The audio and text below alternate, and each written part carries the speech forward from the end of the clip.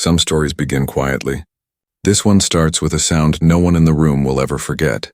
The sharp clink of a coffee mug striking a glass table. People like you should stick to cleaning floors, not coating them. The words dropped heavier than the coffee that followed. David Cross tilted his mug and cold liquid spilled across the table, splashing over the young intern's face. Every keyboard click in the engineering room stopped. 20 pairs of hands froze above their screens. The hum of computers became the only sound on Horizon Tech's 15th floor. Amira Lewis didn't move. Not when the coffee soaked into her white blouse. Not when laughter flickered at the edges of the silence. She simply blinked once, lifted a napkin, and wiped her cheek with a calm that felt impossible. "Interesting perspective, Mr. Cross," she said softly. Her voice was steady without tremor or rage, the kind of composure that unsettles cruel people far more than shouting ever could. Something about her tone made the entire department uneasy. No one knew it yet, but the balance of power in that company had just begun to shift. What David Cross didn't realize was that in the next few days, his empire of arrogance would collapse, and it would happen faster than anyone could imagine. 24 hours earlier, Amira sat across from the CEO of Horizon Tech, her father, Robert Lewis. His office stretched across the top floor of the skyscraper, glass walls revealing the entire skyline of Atlanta. He looked exhausted, not from the long hours but from disappointment. "The reports keep piling up," Robert said, sliding a folder across his desk. 3 this month alone, all from the software department. Same names, same pattern. Amira opened the folder. Screenshots of team chats, email threads about cultural fit, performance reviews filled with coded language that said everything except the truth. The same name kept appearing. David Cross, Vice President of Engineering. The man the board whispered about as the next CEO. Robert leaned back in his chair. "I've built this company for 20 years, Amira, but it's rotting from inside. I need eyes on the ground, someone they'd never suspect." He didn't have to finish the sentence. Amira had already made her decision. Her father's eyes softened with both worry and pride. "You know what this means, right? If they find out who you really are, then they'll treat me like they treat everyone else," she interrupted. "And that's exactly what I need to see." She'd graduated top of her class from Stanford, double major in computer science and business. She could have walked into any executive role, but she'd chosen something far harder: anonymity, a fake name, a fake résumé, and a mission to expose the truth. The next morning, Amira Lewis became Amira Jones, an intern from a small state college. Her fake ID badge looked ordinary. Her smile looked eager. No one would suspect a thing. The elevator chimed at the 15th floor, engineering. Rows of desks lined with dual monitors, glass walls, the faint scent of coffee and stress. Horizon Tech was a temple of technology, a place that powered half the digital world. But beneath the polished surface, something darker simmered. As Amira stepped out, conversation slowed. Dozens of eyes turned toward her, mostly white faces. 2 weren't, a black woman named Dana and a Latino man named Luis. Both gave her faint, knowing smiles, the kind that said, "We've been here before." An HR representative named Kelly Simmons led Amira through the room, handing her a temporary badge. "Everyone, meet our new intern, Amira Jones, computer science major. State University," Kelly announced brightly. Amira smiled politely, happy to be here. The lie tasted sharp but necessary. If she said Stanford, they'd never show their real faces. David Cross emerged from his office. Silver hair, dark suit, that expensive watch executives wore like armor. He looked her up and down before offering a thin smile. "So," he said, "you're our new addition." His pause before addition stretched long enough to sting. "Yes, sir," Amira replied. "I'm excited to contribute." "Good." His tone suggested otherwise. "Remember, we maintain very high standards here. Excellence isn't negotiable. I wouldn't expect anything less." He turned toward the rest of the department. "Let's keep in mind that this isn't a charity program. We're building the backbone of digital infrastructure here. We reward results, not participation." His words echoed through the glass walls, sharp and deliberate, the kind meant to remind everyone who held the power. Amira noticed the glances exchanged across desks. Some curious, some hostile, others quietly sympathetic. She also noticed the 3 developers who laughed too loudly at Cross's jokes, his inner circle. A developer named Mark Patel, 35, offered her a seat beside his workstation. "You can set up here," he said gently. "I'll walk you through the code base." It was the first genuine kindness of the day. "Thanks," she said, grateful. But Cross wasn't done. "Mark," he said suddenly, voice slicing through the air. "Remember what we discussed about enabling mediocrity?" Mark froze. "Yes, Mr. Cross." "Then think carefully about what you're enabling." Amira felt the tension like static in the air. Cross turned and walked away, leaving silence behind him, and a room full of people too afraid to speak.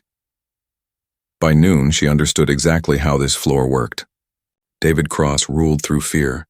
His favorites got praise and perks. Everyone else walked on eggshells. She watched him criticize Dana's code review. "You might want to slow down," he said. "I know some people struggle to keep pace." Dana's face flushed, her hands trembling as she re-edited her lines. An hour later, he told Luis, "Are you sure you understand the system design? I can assign you something simpler if that's too much." Luis had written half the architecture. He just nodded quietly. Amira didn't need to take notes. Her mind recorded everything. Every microaggression, every stolen idea disguised as feedback. By late afternoon, she found a bug in their authentication module, one the team had struggled with for weeks. She fixed it in 2 hours, clean and efficient. Her code was airtight. She uploaded it. Minutes later, Cross called for attention. "Interesting solution," he said loudly, "though I wonder if it's sustainable long-term. Sometimes clever code hides a lack of understanding." The entire floor went silent. Everyone knew her work was flawless. Then, without a word, Cross deleted her commit and reassigned the task. "Brad, see if you can clean this up. Make it more professional." 30 minutes later, Brad, one of Cross's favorites, resubmitted the exact same code with new variable names. "Excellent work, Brad," Cross said proudly. "Now this is the kind of standard I expect." Amira sat still, calm, silent, watching. She had seen enough. Tomorrow, she thought, would be the day everything changed.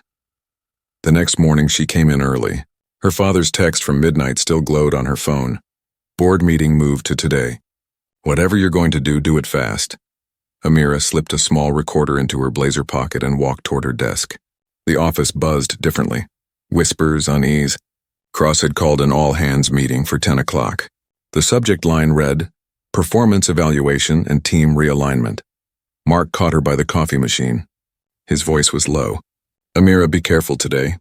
He's been meeting with HR all week." The kind of meetings that end with boxes and goodbyes. Her phone buzzed again. A text from an unknown number.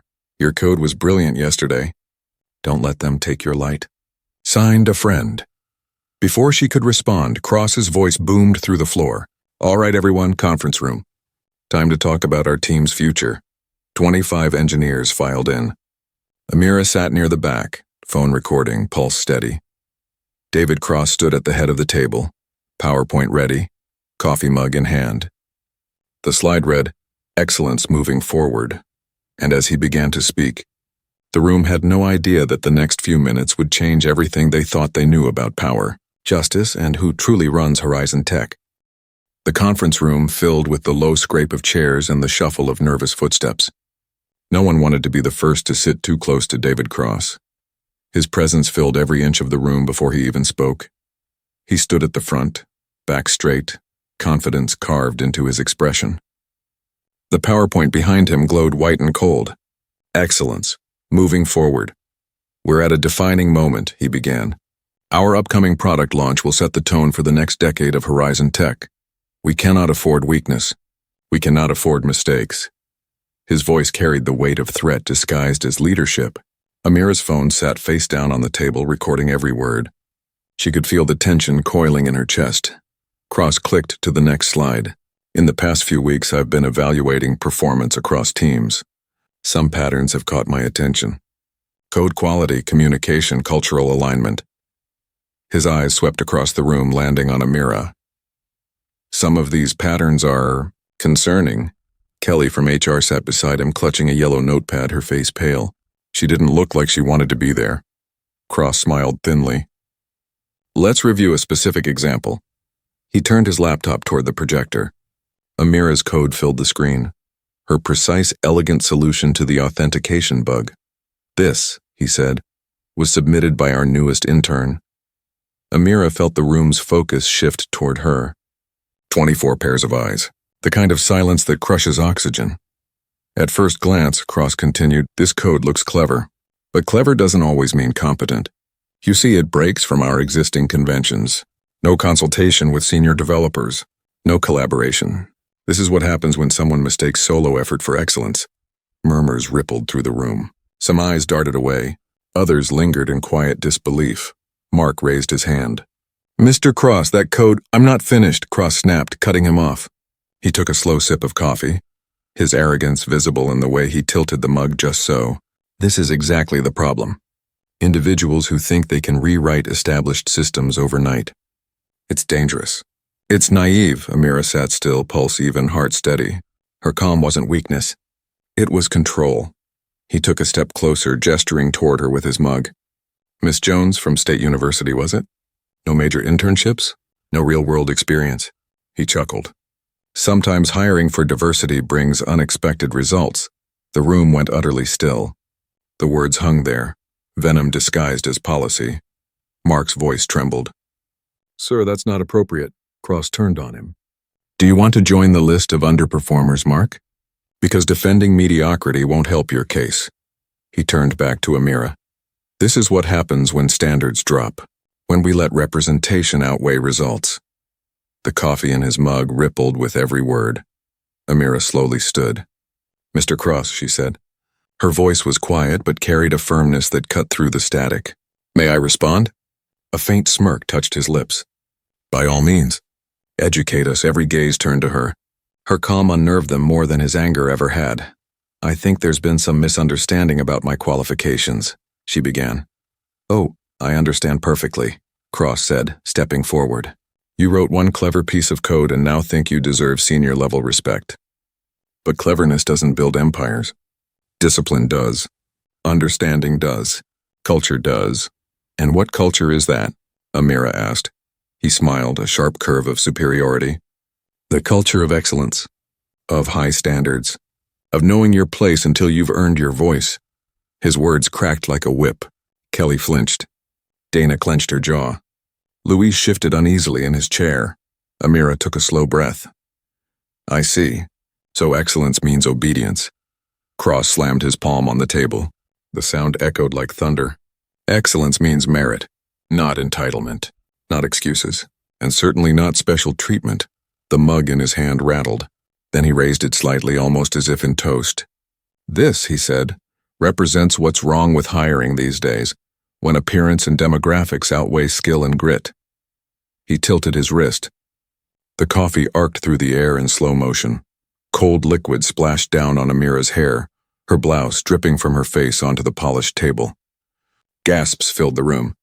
The silence that followed was so deep it hurt. Kelly's notepad fell to the floor. Mark half rose from his chair. Even the developers who had laughed at Cross's jokes looked horrified. Amira didn't flinch. She picked up a napkin, wiped her face, and met his eyes. Interesting perspective, Mr. Cross, she said quietly. Her voice didn't shake. It didn't rise. But something in it made everyone else stop breathing. Mark finally spoke. Sir, that's assault. I can't what? Cross interrupted. Demonstrate consequences? Set expectations? His voice was wild now, his composure slipping. Amira lifted her phone, her fingers steady. Would you mind repeating that last part, Mr. Cross? The one about people like me? Cross scoffed. Are you recording me? I'm documenting, she replied. Document all you want. No one will care, he sneered. She tapped her screen. Let's test that theory. The phone rang once. Then a familiar voice filled the room through the speaker. Amira, what's happening? Robert Lewis's voice. The CEO's voice. The color drained from Cross's face so quickly it was almost comical. The room froze. Hi, Dad, Amira said clearly. I'm in a meeting. Mr. Cross was just explaining his views on people like me. What exactly did he say? Robert's tone sharpened into steel. Mark stood up, shaking but determined. Mr. Lewis, this is Mark Patel. What just happened here was completely unacceptable. Robert, I can explain, Cross stammered. It's a misunderstanding. You're on speakerphone with my daughter. The CEO's voice cut through him like glass. The room shifted. Phones came out. Cameras clicked on. Dana, without hesitation, hit record, Luis whispered. This is going viral. Amira looked directly at Cross. You wanted to talk about culture? Mr. Cross, let's talk about yours. Sarah Thompson's live stream, now reborn as Dana's, jumped from 50 to 200 viewers in seconds. Cross's jaw tightened. You never said who you were. You misrepresented yourself. Amira smiled faintly. You mean I didn't mention that my last name is Lewis? Or that my father is the CEO? The sound that followed was unlike anything the 15th floor had ever heard. A collective gasp that carried shock, guilt, and satisfaction all at once. Kelly's pen dropped. Luis exhaled hard. Dana's phone buzzed wildly with comment notifications. Cross stumbled back a step. You can't do this. You can't just show up under a fake name. That's entrapment. Robert Lewis's voice returned. Entrapment? Or exposure? You just poured coffee on my daughter in front of 24 witnesses. I'd say you trapped yourself. The color in Cross's face shifted from red to ghostly white. Dana spoke up, voice shaking but strong. Sir, this isn't isolated. We've all seen it. The favoritism, the harassment, Luis nodded. He's been targeting us for months. Every mistake exaggerated. Every success ignored. Mark added. And he's been grooming Brad for your position, Mr. Lewis. Even reassigned Amira's code to him yesterday. Robert's silence on the line was deafening, then calm and final. Security will be there in 2 minutes. Cross's hand trembled. You can't just... I can, Robert said. And I will. The door opened. 2 security guards stepped inside. Cross backed toward the wall, his bravado gone. Please, he whispered. I didn't know who she was, Amira stood. The intern facade was gone. The composure remained, but now it carried authority. That's exactly the problem, she said. You should treat everyone like they might be the CEO's daughter.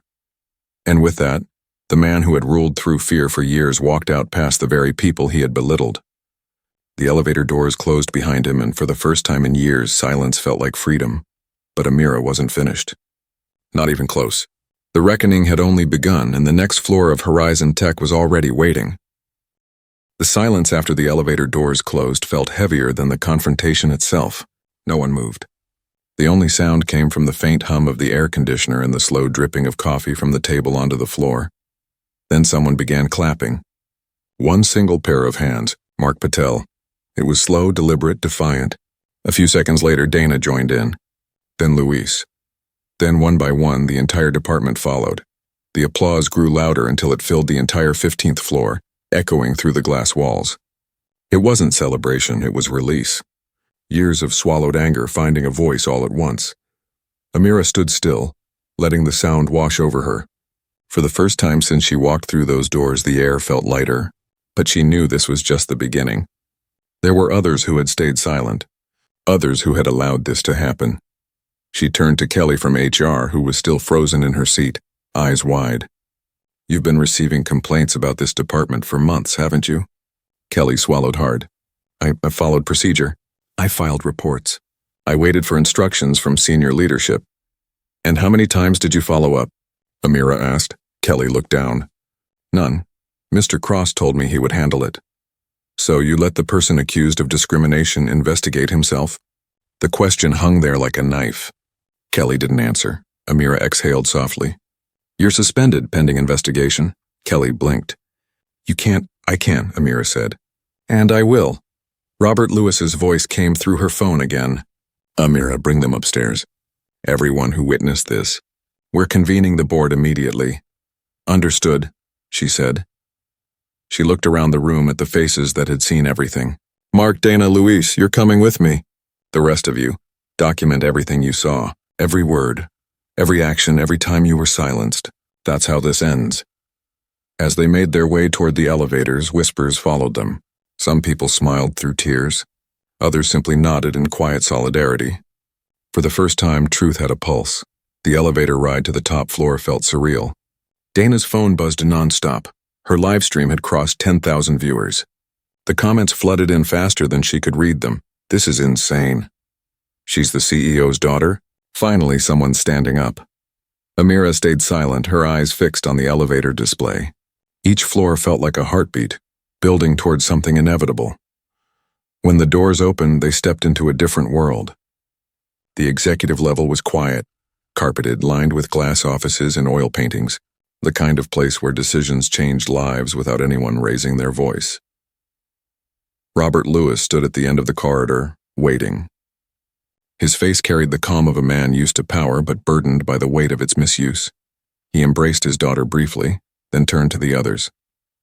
"I want to thank you all for your courage. What you've done today will be remembered." Dana spoke first. "Sir, we didn't plan any of this. We just couldn't keep pretending." "You don't need to explain," Robert said. "The people who should have spoken earlier will explain instead." They followed him into the boardroom. It was large, filled with glass, marble, and the faint smell of polished wood. 5 board members appeared on screens along the wall, joining via video call. "Gentlemen, ladies," Robert began, his voice measured.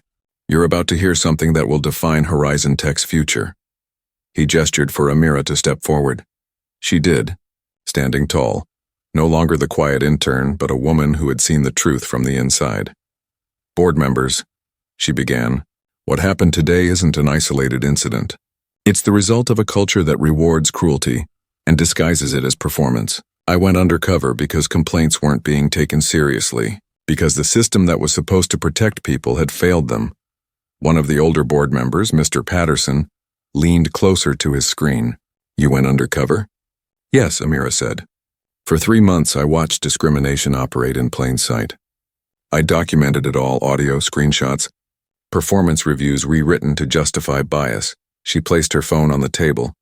Screen lit. "And I recorded what happened this morning." The recording played for everyone to hear. David Cross's voice filled the boardroom. "People like you should stick to cleaning floors, not coding them." The sound of coffee splashing followed, then silence, then Amira's calm reply. By the time the recording ended, no one spoke. Even through the video screens, the tension was palpable. Board member Rebecca Martin broke the silence. "This is indefensible." "He's finished," Robert nodded. "He already is. But this goes deeper than one man. HR ignored reports. Middle management enabled him. We will rebuild this company from the ground up if that's what it takes." Amira looked at her father, then back at the board. "It's not enough to remove one nameplate. You have to change the system that let him rise. We need anonymous reporting with guaranteed response times, independent audits, real accountability," Dana stepped forward, "and equal pay. We found salary gaps between engineers with the same roles," Luis added, "and mentorship programs for people who never even got a fair chance to prove themselves." The board members exchanged glances. Patterson sighed. "Robert, your daughter has just outlined what we've been trying to fix for years." Robert smiled faintly. "Then let her lead it." The words hung in the air like a spark ready to ignite. "Effective immediately," Robert continued. "Amira will oversee our internal reform initiative. She'll have full authority to restructure the engineering department and address systemic bias." Dana's phone buzzed again. The live stream had exploded past 20,000 viewers. The world outside was already reacting. Amira took a deep breath. "We're going to make this company better, not because it looks good on paper, but because people deserve better than fear." Robert looked proud in a way that had nothing to do with titles or legacy. "And when you're done," he said softly, "you'll be ready for my chair." The board members didn't argue. They all knew change had already begun. Amira looked out the window at the city skyline, the reflection of her own face blending with the light. "The system tried to bury me," she said quietly, "but it forgot I was a seed. No one in that room would ever forget those words." She turned back to her team. "Let's get to work." The next few weeks would shake every floor of Horizon Tech. Old hierarchies would fall, hidden files would surface, and the truth would spread beyond the company walls. But for now, on that glass floor overlooking the city, one thing was certain: fear had finally lost its voice. The news spread faster than anyone could control it. By the time Amira stepped out of the boardroom, the story had already gone viral. Dana's live stream had passed 30,000 viewers. Screens across the building glowed with notifications. Twitter threads, hashtags, news alerts. Horizon Tech was everywhere. CEO's daughter exposes discrimination inside tech giant. Undercover intern fires VP after live-streamed confrontation. Justice at Horizon trends worldwide. Phones buzzed nonstop. Employees whispered in hallways. The building that once felt untouchable was now shaking under the weight of truth. Robert's assistant hurried over, whispering, "We've got media requests from every outlet. They want statements, interviews, anything." Robert nodded but looked at his daughter. "This is your moment now. What do you want to say?" Amira looked at the reporters crowding outside the glass doors, their faces pressed against the building's entrance. "We'll speak," she said, "but we won't perform. We'll tell the truth." Downstairs, the lobby looked nothing like the place she'd walked through as an anonymous intern a few days ago. Cameras flashed. Microphones waved. Every lens in the room waited for her. She stepped up to the podium where her father once stood during product launches. Her voice was calm, steady, and real. "My name is Amira Lewis," she began. "For the last 3 months, I've worked undercover in this company as an intern. I wanted to understand why talented people kept leaving, why complaints disappeared, why fear ruled the floors of Horizon Tech." A ripple moved through the crowd. Her words cut through the chaos like a blade of quiet conviction. "What I found," she continued, "wasn't just one bad manager. It was a system that protected those who abused power and punished those who spoke up. It was bias disguised as leadership. It was silence mistaken for professionalism." The cameras clicked furiously, capturing every word. "But this is not a story about revenge," she said, her eyes sweeping across the crowd. "It's a story about responsibility, about what happens when courage meets opportunity. Today we begin a new chapter at Horizon Tech, one built on respect, integrity, and accountability." The applause that followed wasn't loud. It was honest. Robert stepped forward beside her. "Effective immediately," he announced. "The engineering department will undergo complete restructuring. Anonymous reporting systems are being activated. Independent investigators are reviewing HR practices. And leadership positions will be filled by those who've earned them, through talent, not favoritism." The questions started flying from reporters, but Amira raised her hand slightly, silencing the noise. "This isn't just our company's story. It's the story of countless workplaces where people are told they don't belong. That ends here." She stepped back. Cameras flashed one last time. The world had its headline, but she had something far more powerful: a mission. When the doors closed behind her, the quiet returned. But it was a different kind of quiet this time, one filled with purpose. Days turned into weeks. Investigations unfolded like peeling layers from a rotten fruit. Every file, every email, every performance report was reviewed. The findings were brutal. David Cross had manipulated data to make minority employees appear underperforming. HR had buried complaints under bureaucratic language. Promotions had been granted based on loyalty, not merit. Amira sat through every meeting, every testimony. She didn't look away. She refused to let the story lose its momentum.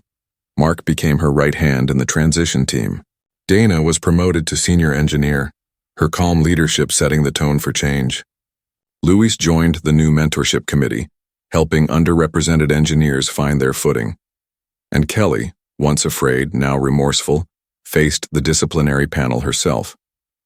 "I thought silence was survival," she admitted. "But it was just complicity." Amira nodded. "Then help us fix what you ignored. That's how you start to make it right." Across social media, people were watching in real time. Workers from other companies began sharing their own stories under the hashtag #JusticeAtHorizon. Some posted anonymous testimonies. Others posted their names proudly. Within a week, the hashtag had reached 100 million views, and then came the unexpected. Emails from executives at rival firms, messages from CEOs. Some praised her courage. Others called her reckless. A few tried to recruit her. Amira ignored them all. Her focus was on one thing: building something stronger. She spent her nights in the same office where her father once reviewed stock charts and profit forecasts. Her desk was covered with handwritten notes, policy drafts, diversity metrics, timelines for reform. When fatigue crept in, she'd glance at the framed photo her father gave her. Her as a child, sitting on his shoulders, both smiling after Horizon's first product launch. Beneath it was a quote he'd written on a sticky note: "Integrity is louder than success." One night, Mark walked in holding a folder. "The audit results are in," he said. "You might want to see this." She opened it. The numbers were staggering. Complaints down by 80%. Retention rates climbing. Productivity up. Employee satisfaction at an all-time high. Mark smiled. It's working, Amira. People believe again. She leaned back in her chair, a small smile forming. Good, because we're just getting started. The next morning, she stood before the company again. Same podium, different purpose.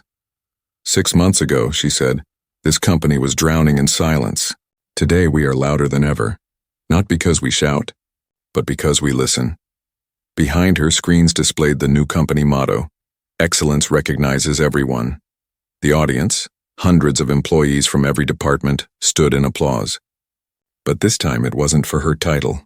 It was for what they'd built together. Outside news outlets called it the Horizon Reformation. Analysts called it the most transparent corporate turnaround in tech history. But to Amira, it was simpler than that. It was humanity returning to business. That evening, Robert found her standing by the window, watching the city lights below. Your mother would have been proud, he said softly. She believed in fairness before it was fashionable, Amira said with a quiet smile. Robert nodded. The board has been unanimous. They want you to take over next quarter. You've earned it. She looked at him, surprised but steady. Then let's make sure no one else has to earn humanity the hard way. He smiled, eyes bright with the kind of pride that words couldn't hold. As they stood side by side, the skyline reflected across the glass like a mirror of everything they'd rebuilt. Truth, courage, and hope. But change, Amira knew, didn't stop at Horizon's walls. It was only the beginning of something much bigger waiting just beyond the glass. The ripple didn't stop at Horizon Tech.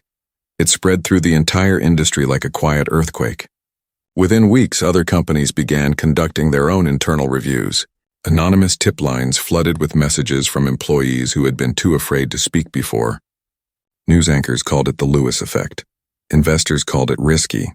But for millions of workers watching, it felt like justice finally had a face. Amira became the center of it all, though she never asked to be. Her inbox overflowed with messages from strangers, engineers, assistants, managers, janitors, each with a story that sounded painfully familiar. She read every single one, even the ones that broke her heart. One email came from a woman named Clarissa in Chicago. I watched your video, it said. I've worked in tech for 12 years and never saw someone stand up like that. I resigned last month because my manager told me people like me weren't meant for leadership. I wish I'd had your courage, Amira replied that night. You still do. Courage doesn't expire. Speak again. Those 3 words traveled far. Within days, Clarissa's story went viral too. Dozens followed. Soon hundreds. The hashtag evolved into a movement. Speak Again trended across platforms, uniting voices from every corner of the world. Robert watched from his office, both proud and cautious. Movements burn bright, but they also burn fast, he told her one morning. Make sure it doesn't lose its truth. Amira nodded.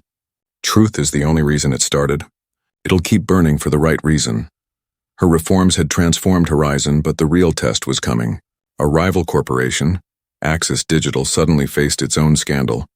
Leaked messages showing senior executives mocking employees behind closed doors. The media compared them directly to Horizon. Reporters demanded statements from Amira, calling her the voice of change. She hesitated.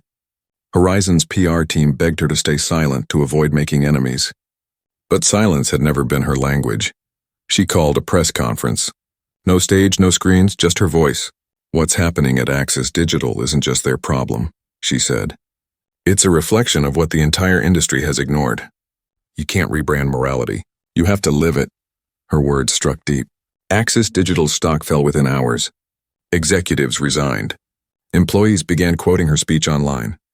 For the first time, an entire sector was looking inward. But success came with shadows. Not everyone admired her. Anonymous posts appeared online accusing her of nepotism, claiming she only succeeded because of her father. Some said the Undercover story had been staged. Others accused her of destroying workplace harmony by promoting confrontation. One night, alone in her office, she scrolled through the comments. Some were cruel enough to sting, others so absurd they made her laugh. But the volume of it all, thousands of voices twisting her story, pressed heavy on her chest. Mark walked in quietly. You've been reading too much of that noise again. People are rewriting what happened, she said. They want to turn justice into scandal because it's easier to doubt than to change. He leaned against the doorframe. You didn't start this to be liked. You started it to be heard. They're listening even when they pretend they're not. She smiled faintly. Sometimes listening sounds like shouting. Then let them shout, he said. We'll keep building. The next morning brought another challenge. Horizon's quarterly board meeting was scheduled, and Robert insisted Amira lead it herself. She stood before a room of seasoned executives, all watching the woman who had rewritten their company's DNA. She began without slides or notes. When we talk about performance, she said, we usually mean profit margins, output, or deadlines met. But what about the people who make those numbers possible? What about the ones who were told they didn't belong but showed up anyway? The board members shifted in their seats. Some avoided her gaze. Leadership isn't about protecting comfort, she continued. It's about creating space for honesty, even when it's inconvenient. Especially when it's inconvenient. One of the senior board members, an older man named Harris, finally spoke. You've changed a lot in a short time, Miss Lewis. The company's reputation has improved, but so have our expenses. Bias training, audits, restructuring, these things cost money. Amira met his gaze. And silence costs more. The room went quiet. Then Robert spoke from the back. She's right. The price of ignorance is higher than any budget line. The meeting ended with unanimous approval for her next phase, an expansion of her reform model across Horizon's global offices. Later that evening, she stood with Dana and Luis, watching teams from other countries join virtual meetings about the new policies. The faces on the screens reflected every shade, every accent, every story that had once been ignored. Luis smiled. It's happening, isn't it? It's happening, Amira said. But the real test isn't now.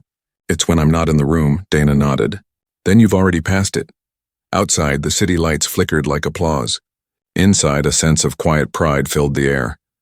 A pride built not on power but on change that finally felt permanent. As the last employees left for the night, Amira stayed behind. She walked through the engineering floor that had once been ruled by fear. It was alive now, collaborative, creative, equal. She ran her fingers along the polished table where coffee had once spilled over her hair and smiled softly. That table had witnessed humiliation once. Now it stood as proof of transformation. Her phone buzzed. It was a message from her father. Board approved the announcement.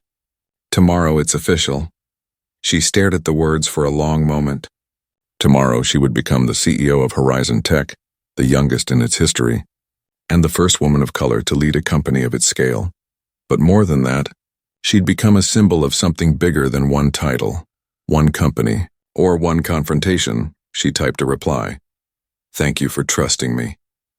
Let's keep making this worth it. Then she set her phone down, took one last look around the room and whispered to herself, we're not done yet. Outside, the night stretched endless and bright over the city skyline. But in Amira's eyes, the light was already breaking into morning. Morning arrived with a different kind of light, the kind that carries both the weight of history and the promise of something new. The sun spilled through Horizon's glass walls, turning the city into gold. Employees filled the lobby, their voices a mix of excitement and disbelief. Everyone knew what was about to happen. The entire company had gathered, some in person, some on livestream, to witness the moment that would redefine everything they thought a corporation could be. Amira stood behind the doors of the main auditorium, breathing deeply. Her reflection stared back from the glass, calm, composed, but with a fire in her eyes that no amount of pressure could dim. The echoes of her journey were still with her. The first day she walked in as an intern, the coffee dripping from her hair, the silence that had once felt like a cage. Today, that same silence waited outside, but this time it was filled with anticipation. Her father entered quietly. Ready? She turned to him. More than I've ever been. He smiled, not as the CEO of Horizon, but as a father who knew his child had surpassed him. Then go make history. The doors opened. A wave of applause rose like thunder. Cameras flashed. Employees stood shoulder to shoulder. The entire 15th floor, the same one where fear once ruled, was now filled with hope. Robert stepped up to the podium first. When I founded this company 20 years ago, he said, his voice steady but full of emotion, I dreamed of innovation. What I didn't realize was that innovation means more than new technology. It means courage. It means truth. And my daughter reminded me of that. He turned toward her, pride shining through his eyes. It is my honor to introduce the next CEO of Horizon Tech, Amira Lewis. The applause was deafening. Some clapped, some cheered, some simply wiped tears. Amira stepped forward, every step echoing against the floor where she'd once been belittled, underestimated, and dismissed. When she spoke, her voice was calm, but every word carried a pulse. I started here as an intern, at least that's what everyone thought. What I found wasn't incompetence or lack of talent. What I found was fear disguised as professionalism. I found voices silenced by systems built to protect comfort over courage. But today, she paused, letting the weight of silence fill the room. We bury that fear for good. The audience leaned in closer. Her words were soft but magnetic. Being underestimated can be painful, she continued. But it can also be powerful. Because when people doubt you, they give you the gift of surprise. And surprise changes everything. Her eyes swept across the crowd. Engineers, designers, custodians, executives, all standing together. 6 months ago, someone poured coffee on my head. Today, I raise a cup to every person who's ever been told they weren't enough. Because you are. You always were. The crowd erupted again, louder this time. Amira waited, then lifted her hand slightly and the room quieted. Our mission moving forward is simple. No one rises alone. Every department, every team, every project will be built on inclusion, respect, and transparency. We're not chasing headlines, we're setting standards. The screen behind her lit up with new company principles: integrity, equality, excellence. Outside the auditorium, news crews streamed the speech live. Within minutes, millions watched. Around the world, offices stopped work to listen. Universities played the speech in classrooms. Hashtags flooded the internet. Prior Horizon, Reborn, and the Lewis Standard. But inside, something deeper was happening. Employees who had never spoken to each other before began shaking hands, smiling, promising collaboration. The walls that had divided departments and people were dissolving. Robert watched from the side, pride and relief mixing in his expression. You did it, he whispered under his breath. But Amira wasn't done. We will make mistakes, she said. We'll stumble, we'll learn, we'll grow, but we'll never look away again. And if anyone here still believes success requires cruelty, this is your cue to leave. Because kindness is not weakness, it's the new strength. The applause that followed wasn't a roar this time. It was waves, steady, rhythmic, endless. Amira looked at Dana, Luis, and Mark in the crowd, her allies from the beginning. She smiled at them and they nodded back, each knowing what this moment truly meant. When the ceremony ended, people lingered instead of leaving. The 15th floor buzzed with new energy. Reporters waited outside, but Amira stayed behind, walking slowly through the hall that had once felt like a battlefield. She stopped by the glass conference room. The table inside still gleamed, polished and new, but she could still see it as it was that day, stained with coffee, surrounded by silence. Her reflection met her eyes through the glass. It's over, she whispered. Then she smiled. And it's only beginning. That evening, as the sun fell over the city, Amira stood by the window of her new office, the same one her father had occupied for 2 decades. The skyline stretched endlessly, reflecting the glow of a world watching her next move. Her phone buzzed. A message from Clarissa in Chicago read, I spoke again today. I'm leading my own team now. Thank you for giving me my voice back. Amira closed her eyes, the weight of those words grounding her more than any title ever could. Below her, the building hummed with life. Teams stayed late, not out of fear, but out of passion. Laughter echoed down hallways once filled with tension. Progress had become personal. Robert entered quietly. How does it feel?